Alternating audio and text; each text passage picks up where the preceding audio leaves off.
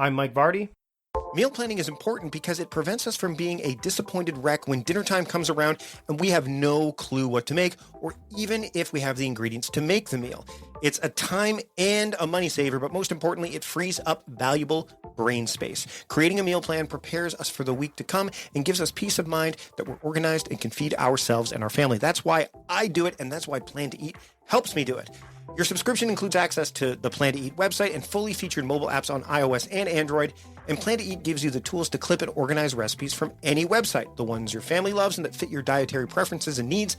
And you can create a meal plan around your schedule. Then what happens is the Plan to Eat software automatically creates an organized shopping list based on your plan. So sign up for your free trial at plantoeat.com/timecrafting. That's plantoeat.com/timecrafting. The coupon will be automatically applied to your account and can be used when you're ready to subscribe. It's valid for new customers only. Give Plan to Eat a try today. And this is the Productivityist Podcast.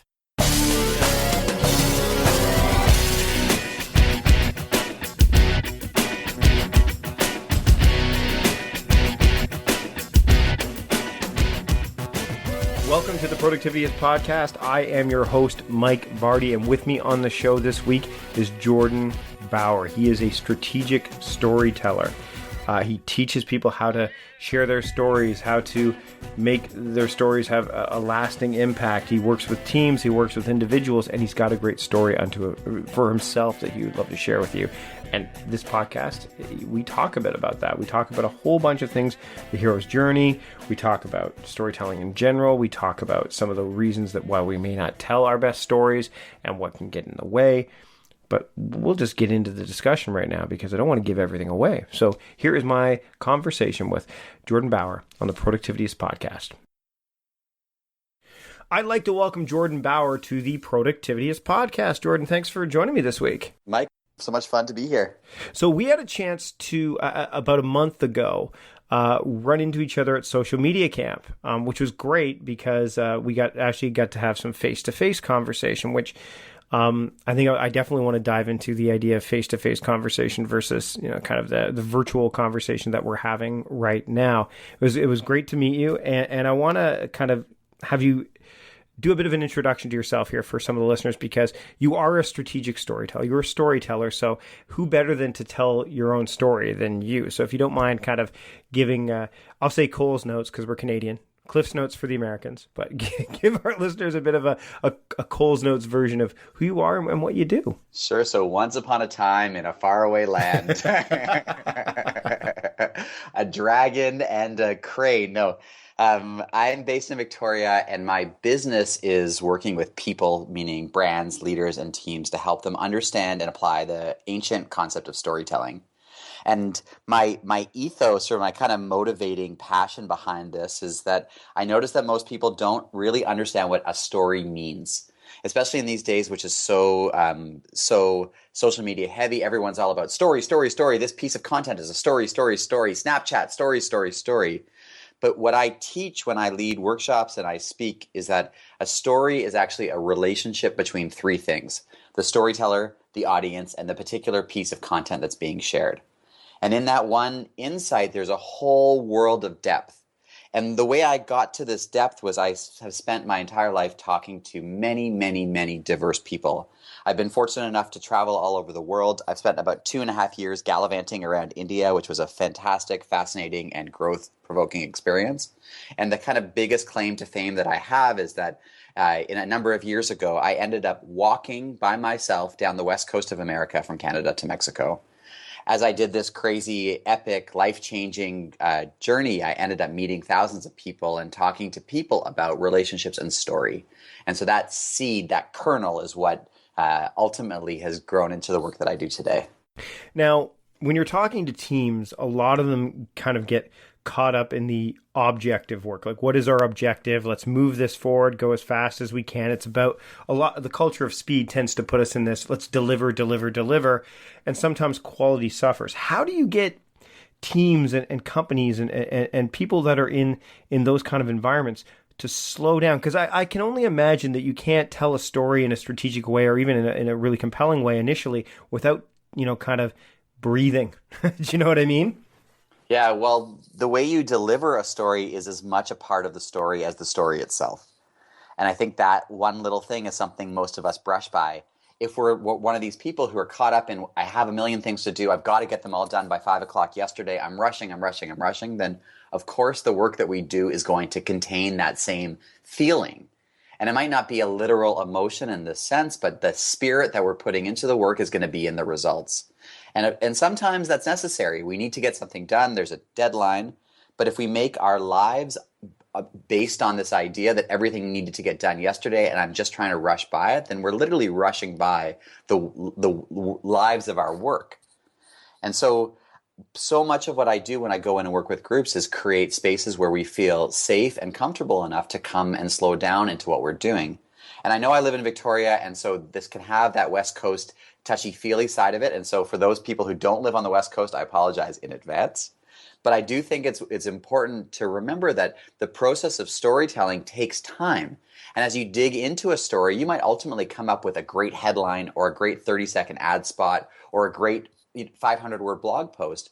But the effort has gone through really working through what you want to say and how you want to say it. And once you've done that work, you can condense it back into something that's tight, succinct, and ultimately much more effective than kind of first draft content.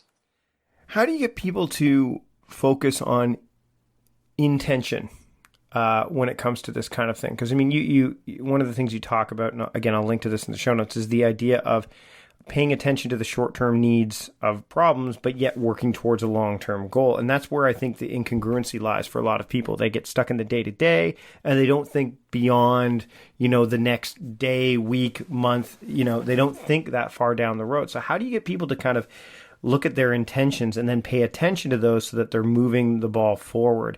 I mean, because really every day you're telling a story, right? Yeah, I was about to say that. Like, our lives are stories. Who we are, how we relate to each other, what's going to happen tomorrow. Of course, there's a certain amount of choice and there's a certain amount of randomness and evolution and all of these things that exist. But to a stunning degree, we see certain things based on what we're conditioned to see. We see this in business, we see this in marketing, but we also see this in our interpersonal lives. That we go out into the world and I say, this is the set of things that is acceptable to me, and this is the set of things that is unacceptable to me. And ultimately, I'm going to see more of the acceptable stuff than the unacceptable stuff. And sometimes the unacceptable stuff is the things we don't want to look at, like poverty or people lying on the streets or like climate change or some of these big things. And sometimes the unacceptable stuff is our own personal success. It's often really hard for us to conceive of ourselves as being successful or achieving that vision that we set out for ourselves.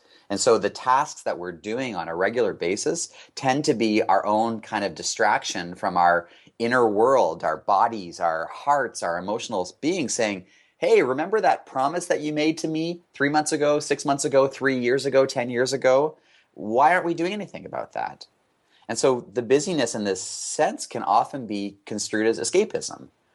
We'd rather be busy, we'd rather think about anything other than what we really need to think about. And so my process is, like I say, slowing down, but in a more specific sense, it's about creating spaces where people feel trusted, where people feel validated to do things that might be conceived as wrong or failures, and to create kind of this, in Buddhism they talk about this beginner's mind concept, where you go into something and you say, I've never done this before, so I apologize in advance because I'm probably going to do it wrong. And I think that mentality is so important these days because we're all learning new things all the time. New web tools, we're meeting new people, we're seeing new opportunities in an ever-changing marketplace. We all seem to agree that technology is changing the world faster than ever before, but for some reason we don't give ourselves permission to be changing faster than ever before. So I think that's part of what that incongruency is about. Do you agree? Totally. I think that what happens is that we have the wrong idea of what present means. If that makes any sense. Do you know what I mean? Like, people are saying, I'm present in the moment, but there very few people, I wouldn't say slow down, but they don't think about it. They just, again, productivity, and this is in my line of work, it's all in their mindset. It's about speed and about efficiency and about keeping busy, like that badge of honor of I'm busy, which really, I mean, I often will say like busy is like the F word. If you say it often enough, it holds little power, right? You know, if you drop an F-bomb every once in a while, very rarely rather, people are going to say, whoa, what's going on there? But if you use it consistently, then it has no power left. And that's kind of what's happened with this word busy. But the idea of, I think, and this is where I want to touch on the idea of reflection, because people are always looking ahead, but I don't think they're looking too far ahead. They're just trying to get through the day. And the problem with that is that all you'll ever do, in my mind, is just get through the day, right? I hear that, and then I also want to sometimes, or I often want to dig a little bit deeper into that. Mm-hmm. Like when you ask people, when you put people on the spot, do you really just want to get through the day?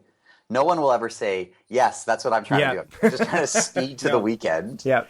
But maybe people don't feel safe to say what they really want. Maybe they feel disempowered.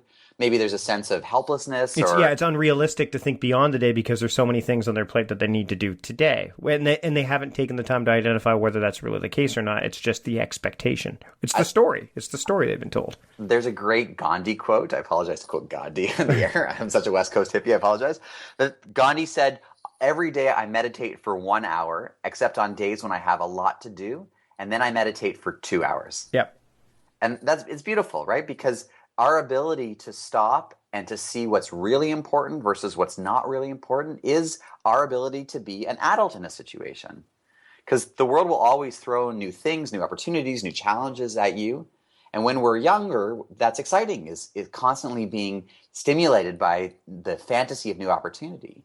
But I think I'm experiencing this as I get older, and I wonder if you are too, that you have to become more discerning, more steadfast about these are the things that I want to do, these are the things I don't want to do. Open to certain opportunities, but also a little bit more focused on where your efforts are in order to get the deeper rewards. And I think you need to be more direct, too. It's funny, I've been listening to Scott Adams' book, How to Fail. It's his failure book, and he talks about the idea of wording that you can use to kind of cut off conversations. It's persuasion, right? And he says, one of the things if someone asks you to do something and you don't want to do it, don't give a reason, just say, I'm not interested. Or I don't do that. You know, so one of the examples, he says, oh, we've got this food festival that we'd like you to come to or whatever. You could say, I don't do food festivals. You don't really need to give a reason behind it, but if you have that boundary there, and I'm big on boundaries, because what boundaries do is they remove friction, right? You know, there's this great Jack Canfield quote that I throw around quite a bit, 100% is a breeze, 99% is a bitch. Yeah, you know, once you open that door just a little bit, then your brain goes, well, I'll make an exception here, I'll make an exception there, and then all of a sudden the exception becomes the rule rather than the other way around. So I think that for me, it's really important, and as I get older, because I think what happens when you get older is wisdom and knowledge start to intersect a bit more, right? You can, and that's because of experience and patience comes into play and all that stuff. But I have far less of a problem telling somebody, look, I can't do this or I won't do this than I did even 5 years ago. Yeah. And perspective, I think, is the other piece of that. Mm-hmm. Because now you say, hey, you know, I'm doing these things. Work is a really important part of our lives, and it's not the only part of our lives. And it doesn't mean in any sense to diminish that. I don't want to say you shouldn't work. I don't want to say you should go sit on a beach in Mexico for the rest of your life or anything like that. But I want to say that we all have working lives, we have interpersonal lives, we have family lives, we have community lives. And one of the challenges of being a working adult is moving between each of those domains and finding balance. And it's not realistic to be a superhero in every one of those domains. It's just there's not enough of you to do that. Do you believe in the term balance? Because I when it comes to work-life balance, it's something I struggle with. I struggle with the term. I mean, I know I'm more of a belief, and I think a lot of people will say this, is that work-life integration, because there's so much of, especially I guess with what I do. I mean, it's part of who, it's interwoven into the fabric of who I am. You know, I'm not saying that, I think when you say balance, what it is, like which scale is it tipping towards? How difficult is it to keep this thing balanced? Where if it's integrated, it's interwoven throughout my story basically. So for example, Saturday, we were at social media camp. I'm not on the stage for any of this, and people see me there, and someone was introduced to me, and they said, "Oh, you're a productivity guy. I have some questions about this." Now, I have a choice here. I could do one of two things. I could be, here are my coaching rates. Like, I could be that guy, right?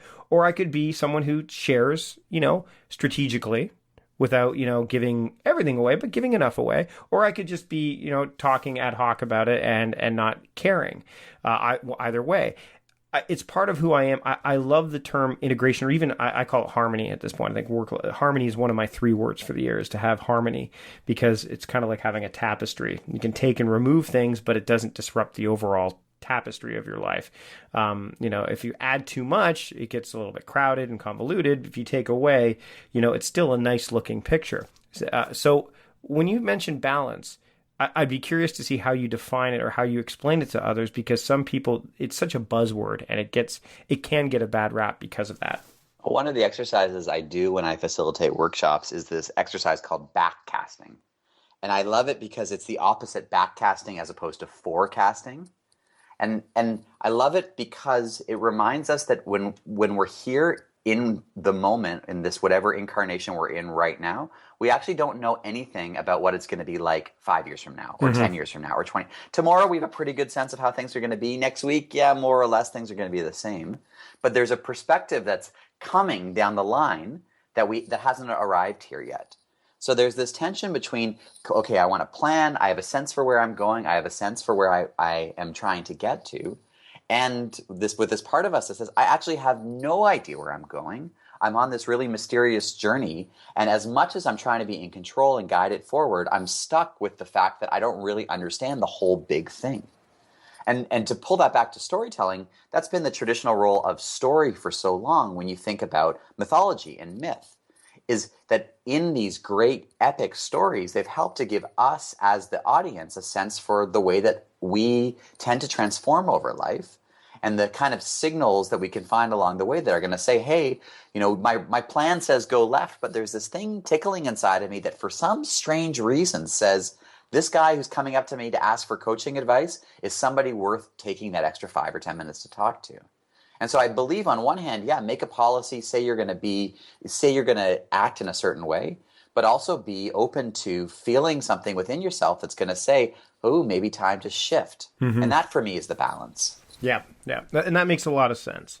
Now, when you walked from the Canadian, where were you? You were in Vancouver? Is that where you started? Yeah, I started in Vancouver. I took the ferry to Vancouver Island. I walked to Victoria, and then I took the ferry to Port Angeles, Washington, and then walked the rest of the way down the West Coast. Wow. So when you did that, I find, walking is such a huge, you must have had a lot of time to kind of think about what you wanted to do, what was going through your mind? Do you have moments of, this is largely what went through my mind, or was it ebbs and waves? And then secondly, how did you capture that stuff as you went? If you had a profound thought, did you immediately write it down? Did you just or did you follow the whole, let it go, and if it comes back to me kind of thing, it must be of value? How did you process that along the way? Well, they're good questions. To the first question, I would say the one thing I learned is that I never stop thinking. Right? People say, well, what do you think about for a year? It's well, what do you think about for a year? You think about the weather, you think about what weather, it just got cold right now, and there's a breeze that went by, and there was that person that I met before that I'm still thinking about. You think about deep stuff, you think about superficial stuff, my feet are hurting. It's like a year of thoughts. And if you actually had the wherewithal and the capability to sit down and type out a year of thoughts, you would learn some really crazy things about yourself. A number of which are that there are all these thoughts inside that are countervening your kind of intention, if that makes sense. Mm-hmm. Or like here I am and I'm trying to do this very basic thing, which is put this bag on my back and then walk across the country. It's not very sophisticated, but in between that, there's all these things that I thought about and experienced, and that threw these curveballs at me that meant I turned right as opposed to turning left, and all of these consequences came out of that. And so if anything, I really got to understand the structure of my thoughts and the relationships of my thoughts to the way that things made me feel. And from there, if you go even deeper, you can say, well, if I think certain things, then I tend to receive certain consequences. if I go into a situation with a stranger and I act in this way, then these are the types of things that start to be the results of that. So if I'm aloof and kind of feeling like I'm better than somebody, then I'm not going to create a lot of kindness and support. But on the other hand, if I go in as really needy, then I get taken advantage of sometimes.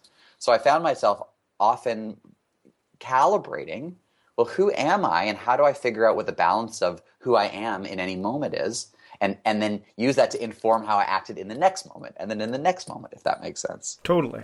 And the second question I forgot. No, this is good because it leads. So the second, capturing your thoughts, like, did you journal, for example? Yeah. So at the beginning, my intention was to go out and do a photo blog.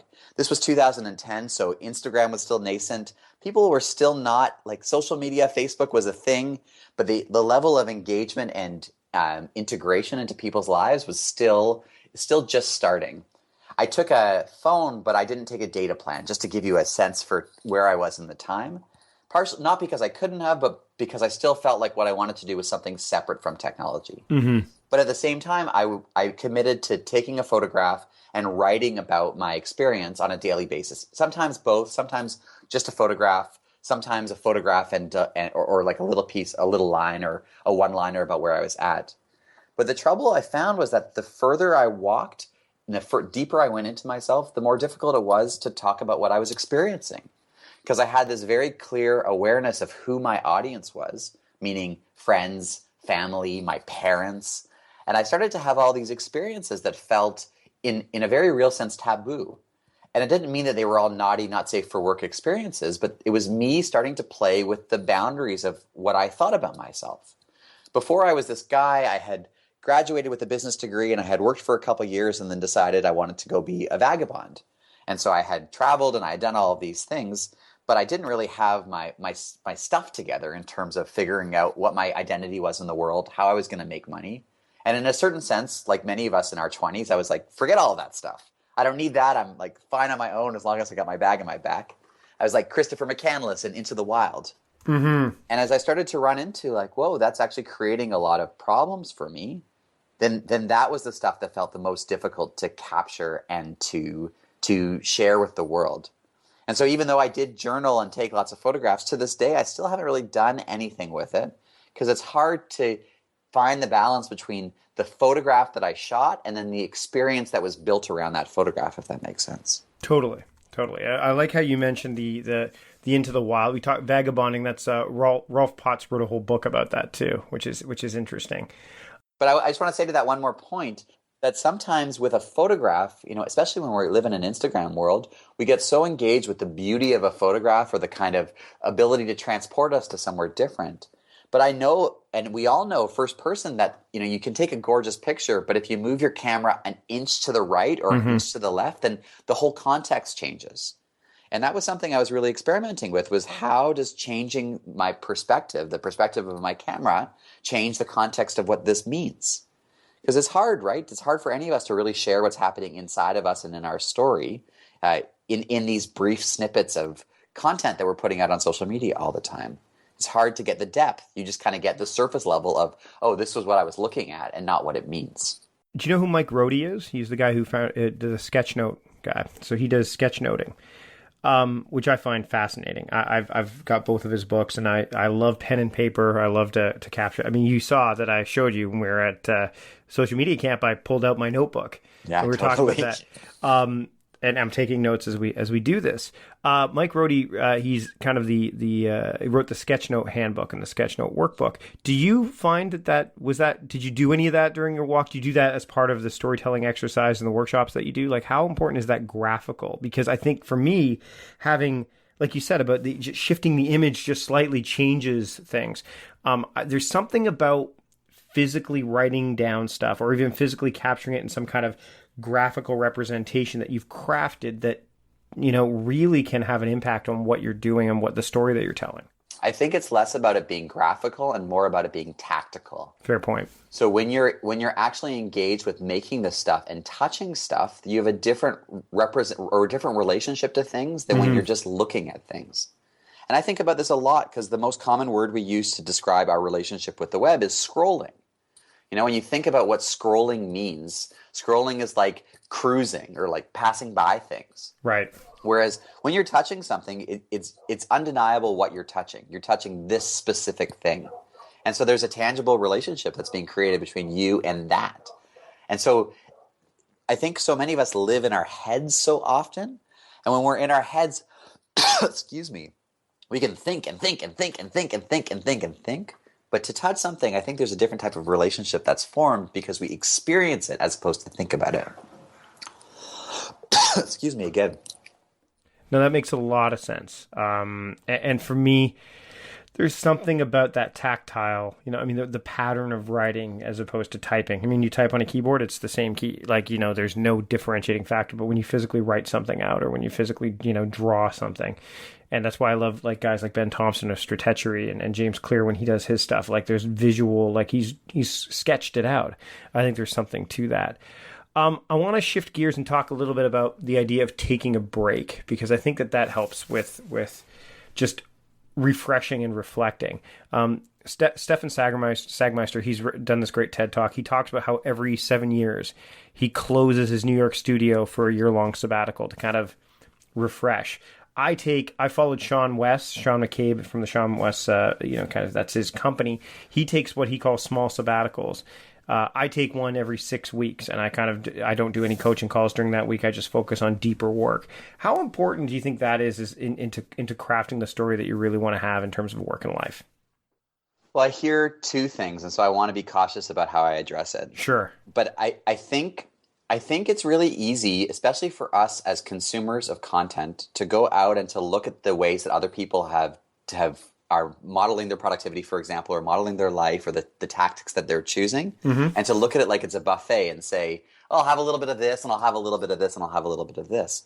But when you go into the nature of great storytelling, every great story always tells you that you're the star of the show, which means that at a certain point, this whole infrastructure of education, whether it's the church for 2,000 years, or whether it's our university systems, or whether it's now Google and all the access to information that we get online, everything is about you getting to a position where you and you alone can make the choices that are right for you. So of course, I think that disconnecting is important. I think it's valuable. Even if you can just take an hour a day to go outside, that's going to be valuable. But the more important and the deeper part of your story is how connected you are to what's happening inside of you, which allows you to then go ahead and set boundaries or set discipline that's based on that. But I don't think you can be hard and fast to say, I'm going to choose this particular system and I'm going to live it that way, because that's bad religion 101. What do you think about that? I mean, that's why I preach personal productivity. I mean, productivity is what we've been preaching for a long time. What's been, this is what productivity is, but people need to personalize it.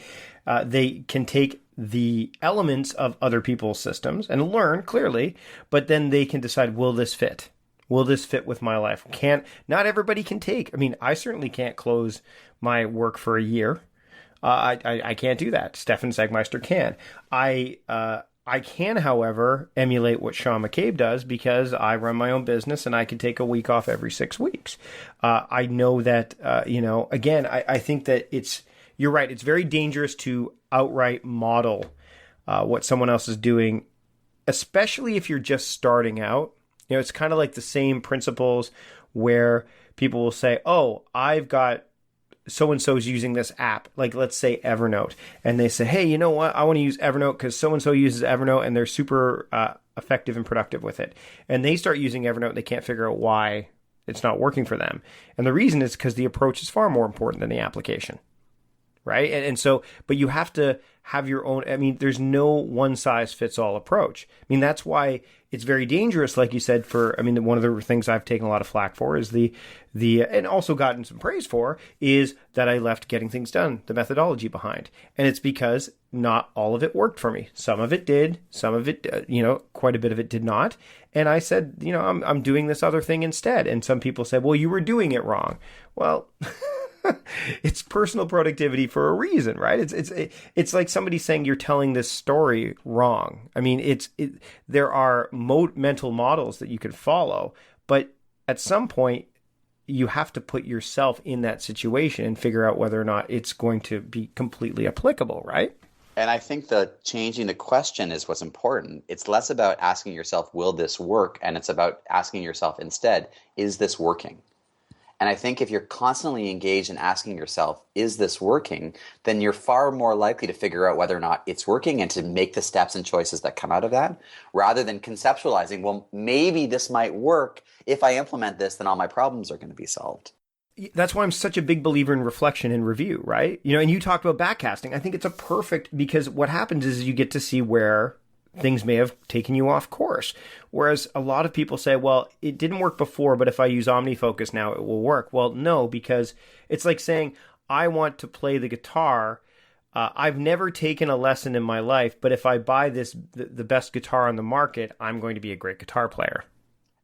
Exactly. It's like, and that's where you get Guitar Hero, and that's where you get $1 million guitars, because everyone gets caught up in the fantasy that if only I make some kind of purchase decision, then things will get better. Right. And relating to storytelling and mythology, one of the most famous conceits in mythology is something called the hero's journey. Yes. Have you heard of this before? Yeah? Oh, yeah, Joseph Campbell. Yep.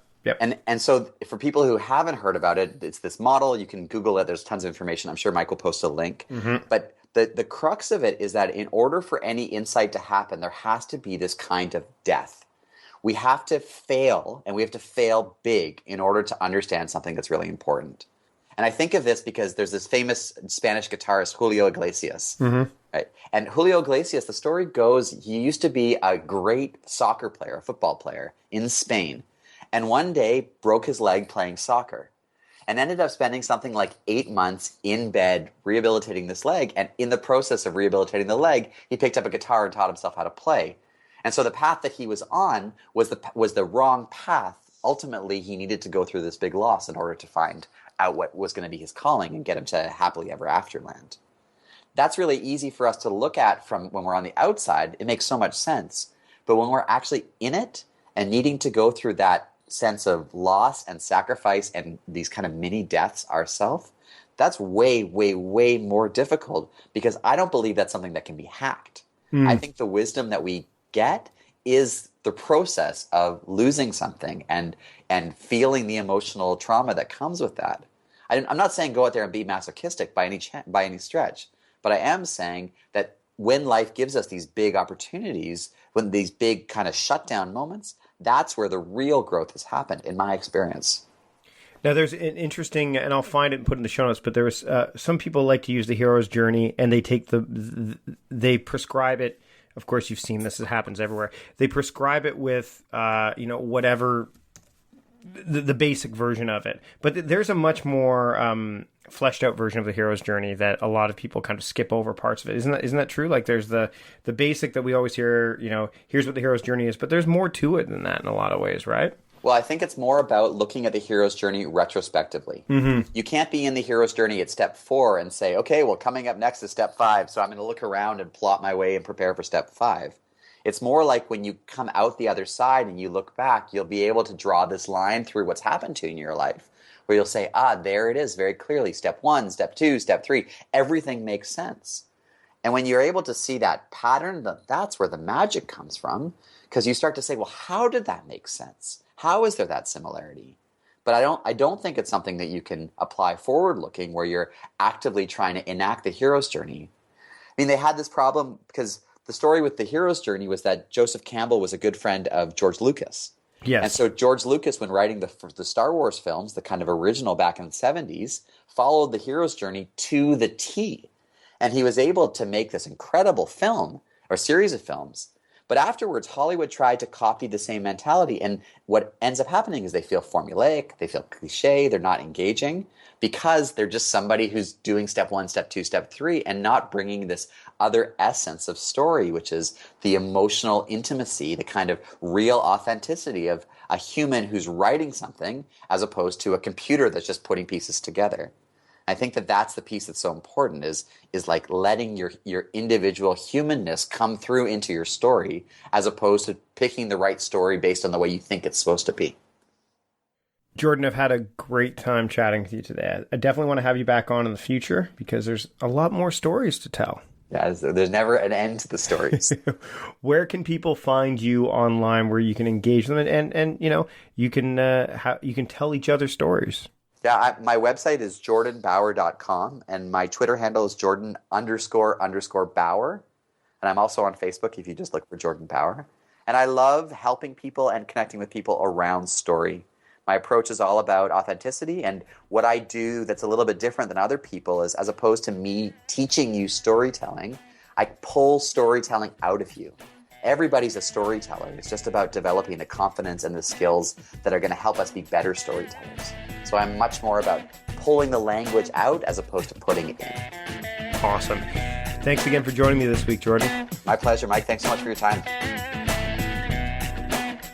Big thanks to Jordan for joining me this week on the show. You can find all of his stuff in the show notes. And I had a great time meeting him in person at Social Media Camp, and I'm going to have him back on the show very soon. If you are a Patreon supporter, you're going to hear him even sooner, because not only do you get additional content, which, by the way, if you're not listening to the Patreon edition of this podcast, you could jump over there and do that now. But also, I'm going to have a bonus episode with him and I just having conversations, some of the stuff that we didn't get to talk about on this particular episode. So I'm looking forward to delivering that to you. If you're a supporter. If you're not a supporter, you can become one today. Just go to patreon.com/productivityist. All the details are there. Any amount will help make the show better and better. Another way to make the show better is to offer ratings and reviews. The feedback is something that I can use to make the show better. So please leave a rating or review in iTunes or your podcast aggregator of choice. It not only helps me make the show better, but it helps people find the show. And I want as many people listening to this as possible, because I want to help as many people as possible. Speaking of help, big thanks to John Polster, my podcast producer, for helping put this show together. And thanks to all of you for joining me this week and helping me deliver the message as a productivityist. Until next time, I am your host, Mike Vardy, reminding you to stop guessing and start going.